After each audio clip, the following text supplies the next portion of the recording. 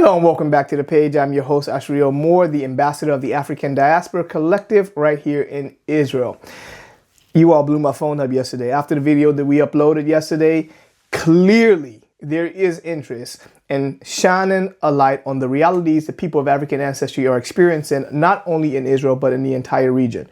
And I noticed that just based on the messages, right? Yes, the page is dedicated specifically to dealing with the experiences, good, bad, ugly, in between, of the people of African ancestry residing here in Israel, and also our Afro-Palestinian brothers and sisters, because there's approximately 500,000 people of African ancestry residing right here in Israel from various communities that people have no idea about.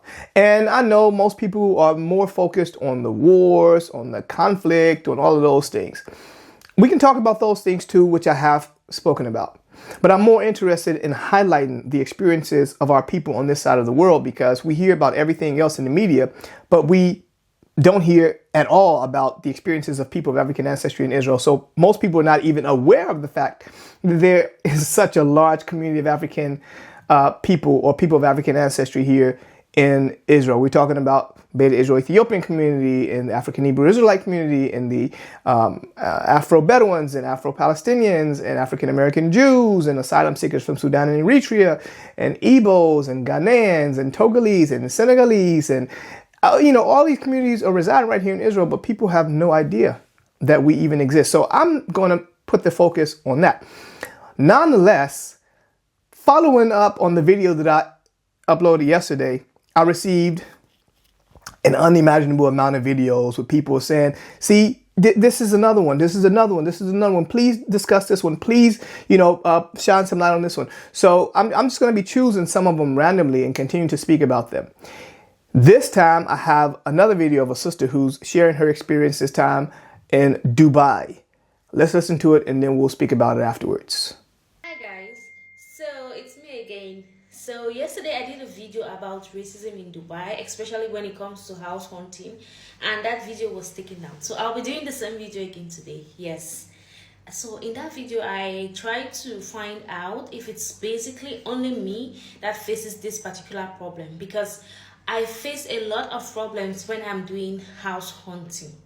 Yes, I face a lot of problems when it comes to the fact that I am an African and I'm trying to relocate. Sometimes I get to see nice flats online. Sometimes I get to see, maybe my friends do recommend me to a particular place, and when I get there, once they realize I am an African, it's a no.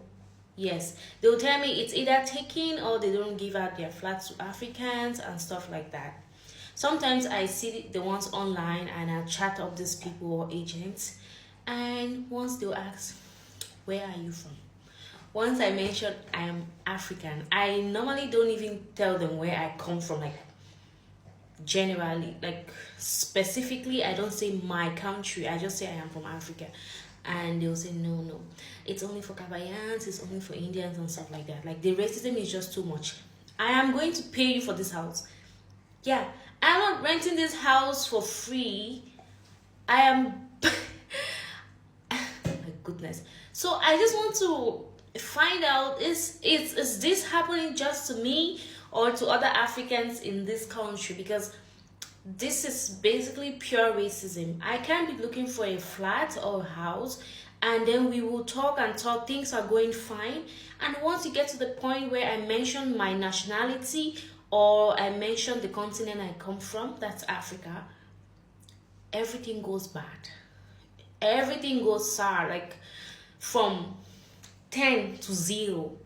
Some will even go to the extent of asking you, are you married? Where do you work? Hello? Is this an interview or what? I'm looking for a flat. That's it. I'm going to pay you or whatsoever you want. Why are you asking me all these questions? Yeah, I understand there are some nationalities which I'm not going to mention. You guys know yourself. Some people, some Africans have painted a lot of images out there. This is really affecting some of us, but please, all Africans are not the same. Some of us have genuine intentions of looking for nice places. Some of us tend to see. There was a time I got a place. I spoke with an agent. He was just an agent. And when it was time to finalize everything, I was ready to pay. He said, okay, I'm going to call the landlord for this flat. You just hold on. So when this guy came, he told us bluntly, I don't want Africans in my flat. And he was an Egyptian. Yes, this guy was an Egyptian. Like, maybe I don't know geography or I don't know these things.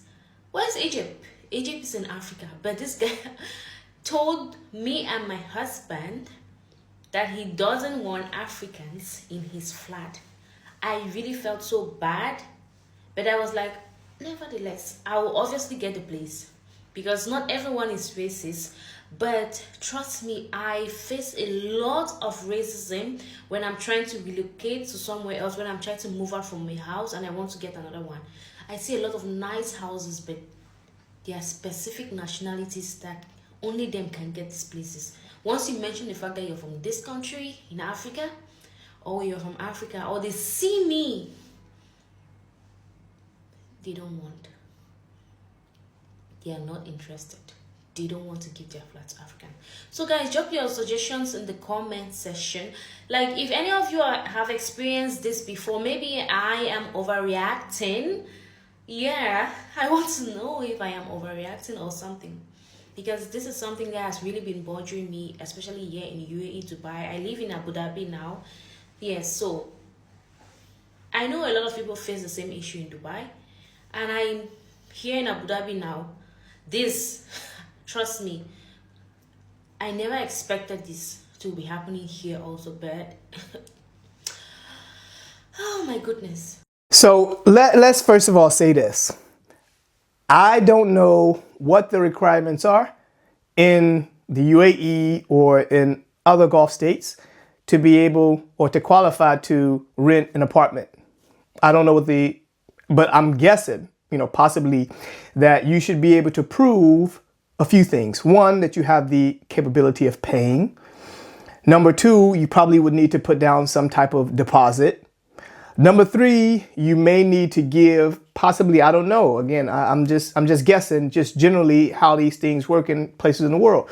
You may need to give probably a deposit for a few months ahead so that they could know that at least you have those capabilities. You may need to have a guarantor who's signing on the documents for you just in case you are not able to pay at one point or another. Once you get into the apartment, then they'll still be able to get their money. I don't know how it works with squatters, people who decide that they're not going to leave the apartment even though they have no ability to pay any longer.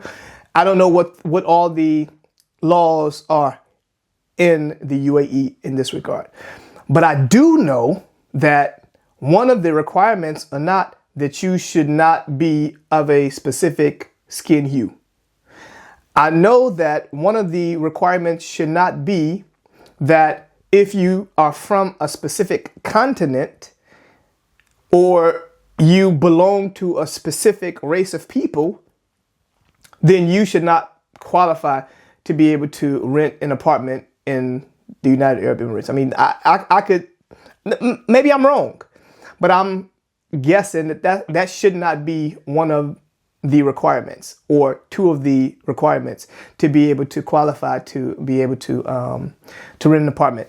But it's interesting that she's talking about the UAE because the UAE also, well, it's not even really in the headlines right now, but the UAE is one of the main culprits and one of the main providers of weapons and of funding to the rapid support forces down in Sudan that are wreaking havoc all throughout Sudan, that are murdering people in the thousands and the tens of thousands, regularly turning the Sudanese lands into blood pools. Nobody's speaking about that. I mean, they're really heavily involved in what's taking place on the African continent in Sudan, right? They're really actively funding all of these things and then hiding their hands behind. I mean, no, we have nothing to do with it at all. When obviously we could look at the paper trail. We could be able to see that they have been active. And I'm not saying that they're the only ones, right? Because we know that also you have the United Arab Emirates that are in there. Certainly, most certainly, some European countries or the United States of America are involved. I mean, that's a given. I mean, we know that to be a fact. I mean, there's nothing that has taken place almost on this planet where you don't have a hand of the United States and probably other European countries that are involved in these things that are taking place, right?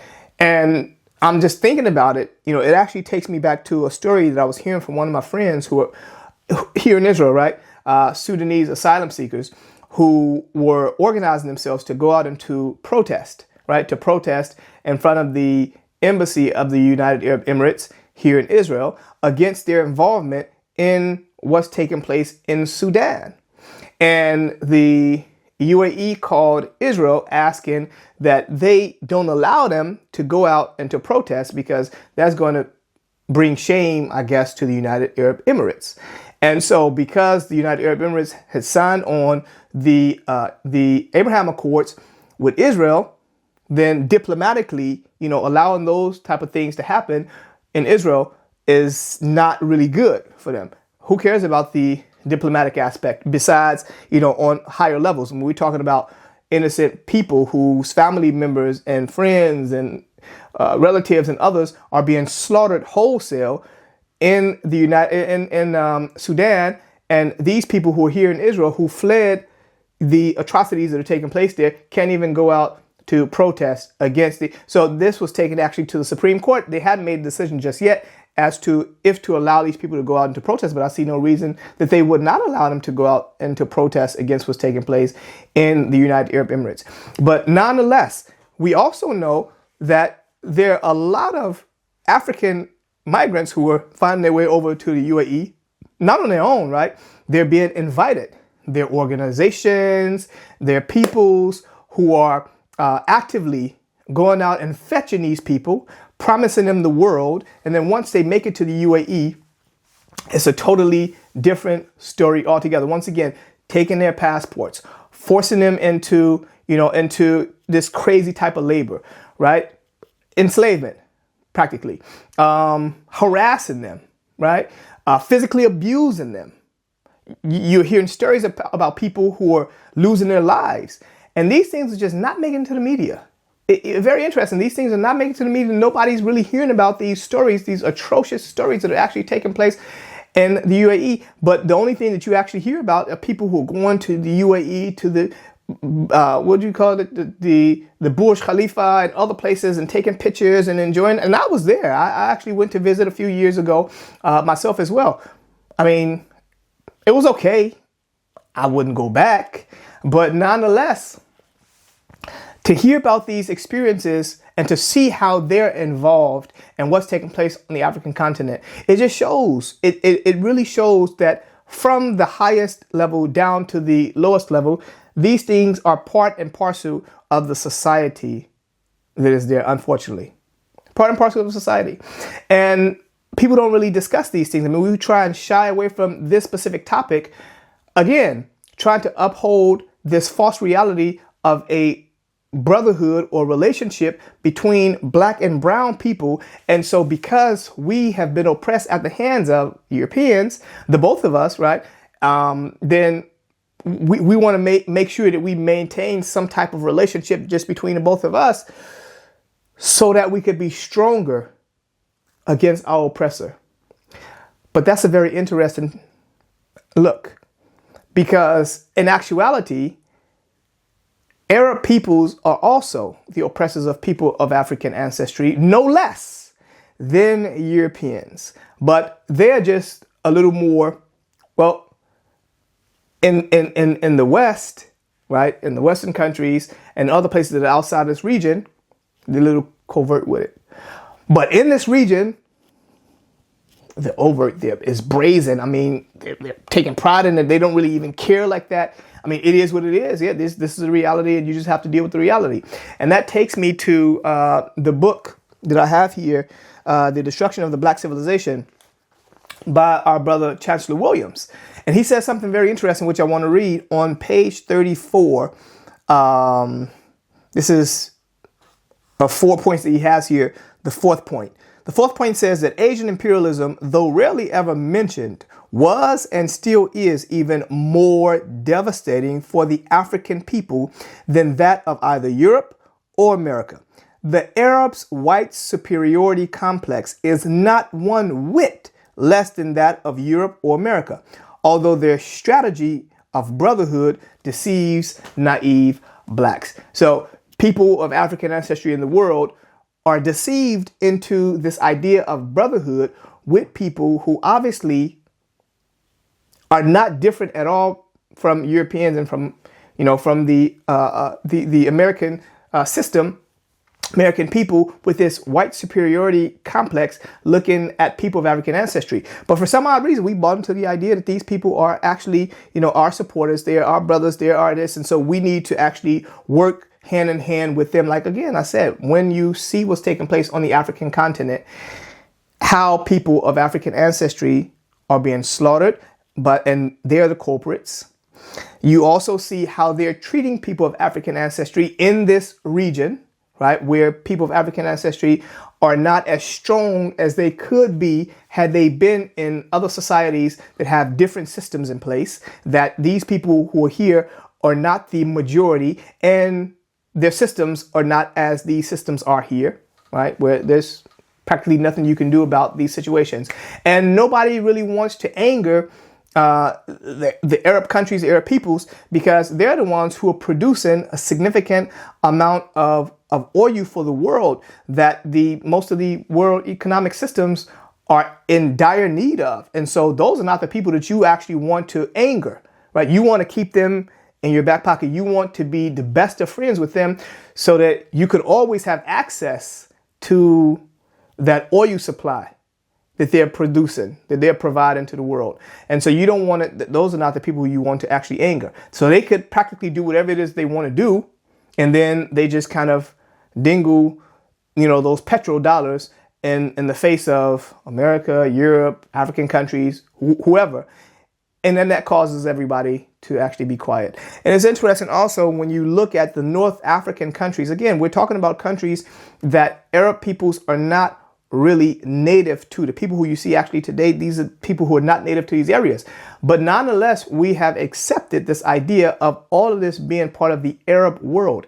But now you have to ask yourself, how did the Arab world expand in such a way where you're looking at all of the North African countries, where you're looking at a significant amount of countries on the African continent, where you're looking at other countries that are not on the African continent, where you're looking at all of West Africa, where you're looking at places like Indonesia, and all these places are majority Muslim with significant Arab populations in them. How did this actually happen? It happened through conquest. It happened through imperialism. It happened through expansion. And so, I live in Israel. And so all these people are saying that Israel is a colonizing power and all of these things. I'm saying to myself, you know what? Forget about who is the leadership and all of that. Because I don't necessarily agree with the leadership in Israel on a lot of things. But Israel is my home. In the same way people live in other places in the world, they don't necessarily agree with their leadership. They don't agree with a lot of policies, but it's still their home. You're not going to tell them that they have to now leave their home and go to somewhere else because you don't agree with the politics of their government. And like, what kind of nonsense is that? But nonetheless, even if you don't really agree with this specific government and what has happened since the establishment of the State of Israel, you would have to be honest with saying, but look, if they are colonizers, they did take the land, they took it from a different colonizer. Because who were running Israel prior, right? There wasn't a set aside Palestinian state here. Prior to that, there was the British Mandate of Palestine, which was a colonial power. Prior to that, there was the Ottoman Empire, which was a colonial power. Prior to them, there were the Mamluks, who were a colonial power. Prior to them, there were the European Crusaders, who were a colonial power. Prior to them, there were the Arabs, who were a colonial. So, if that's the case, then the land is just turning over from power to another power to another power to. So what has changed now suddenly? And now you're looking at all these North African countries and you're saying to yourself, these people don't really even think that they're part of Africa. Like they separate themselves. Sub-Saharan Africa is one thing and North Africa is something totally different. This is part of the Arab world. You know, we're kind of above the sub-Saharan barbarians. They are beneath us. They're not like us. And, as far as we're concerned, there is no connection between the two, which is absolutely correct because the great majority of the people who reside in these North African countries that are part of the Arab world, they are not native to these lands. But the great majority of the people who reside in sub-Saharan Africa, these are people who are native to their lands, right? So in that sense, you're absolutely correct. But what I want to do is I want to share a few statistics, right, in regards to what's taking place in North Africa and in the Gulf states so that people could have an idea. When we talk about these things, we're not just talking about individual cases here and there. We're talking about a system that is operating, a well-oiled machine that the world is simply turning their eyes away from. And I've already told you the reasons why beforehand. So let me look at these statistics with you all. Let's go over them, right? Now, we're looking here at the treatment of people of African ancestry in these countries, right? Let me start, first of all, with the human trafficking and slavery like conditions, right? We can start with Mauritania, like I mentioned yesterday. Up to 20% of the Black Moors, or the people of African ancestry who are residing there, live in what they call hereditary slavery. So this is enslavement that is passed on from generation to generation. It's still going on until this very day. Your father was a slave, you're going to be a slave, and your children are going to become slaves in 2025. Like this is a reality, right? Two. Well, like I said, Mauritania, they rank number 1 in world modern slavery. Children are born into slave castes within Black communities. All this is happening in Mauritania, right? In Libya, Black immigrants are sold to in open air slave markets for between $200 and $250. This is a slave auction. This is how in Libya they're selling off slaves, of African ancestry between $200 and $250. Depending on how tall you are, how strong you are. I'm guessing, your ability to be able to work whatever the work it is that they have for you that you're not going to be getting paid for, or you're coming in as a sex slave, as a woman who thought she was going to be provided a respectable job. Now she is a sex slave in Libya. We're looking at the systematic rape, torture, forced labor targeting Black Africans, right? They're luring them into Africa, and then this is what they're forcing them into: raping them, torturing them, forcing them into labor that they're not getting paid for. Black Africans are disproportionately detained and treated as subhuman, right? This is in Libya. Let's go down to Tunisia. Racial profiling and discriminatory laws.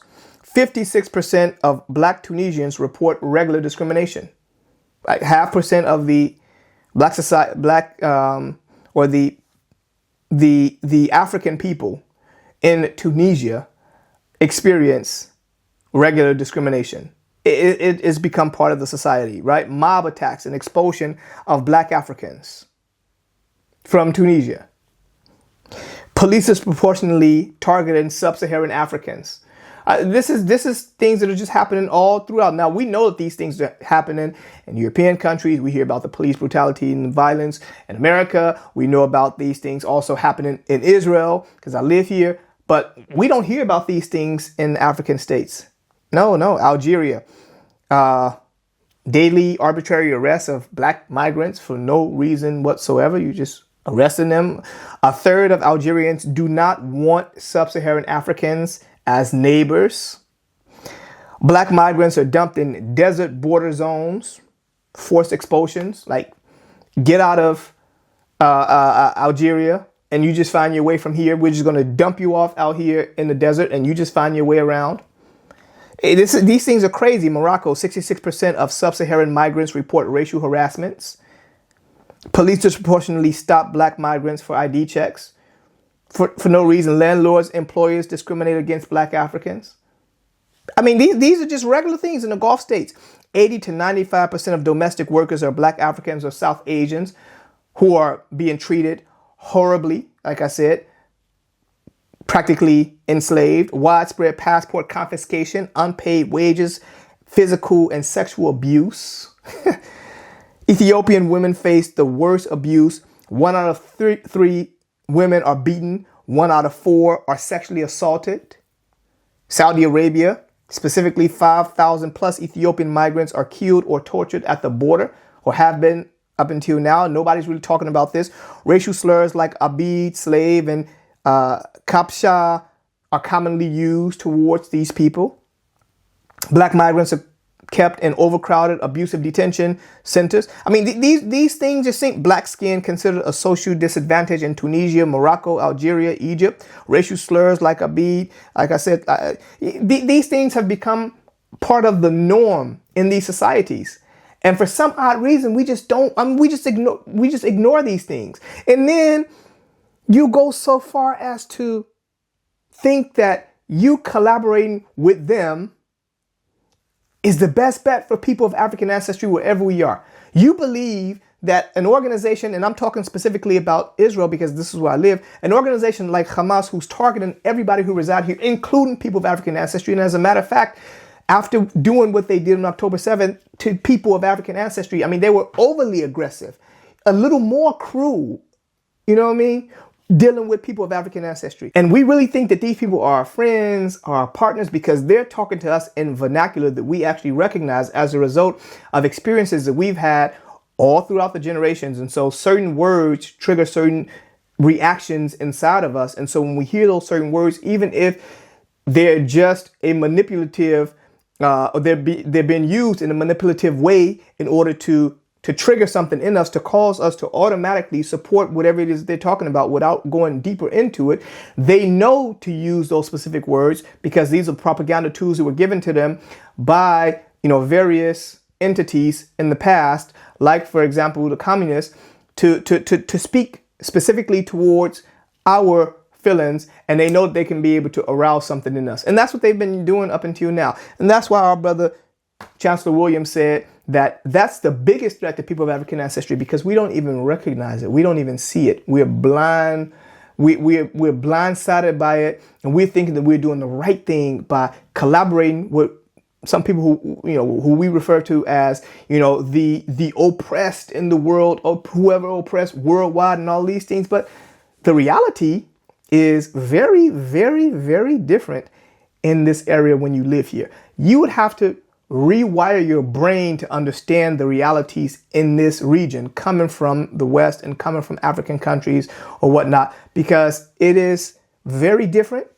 It's brutal, and you wouldn't even know that unless you really lived here. And so that's why I'm taking the time out to actually share these things so that you all could become familiar with the reality on the grounds. That's all that we have for this time around. Thank you so much for continuing to follow. Don't forget to like, subscribe, leave a comment below, and I'll be looking forward to talking to you in the next segment. Until then, you take care.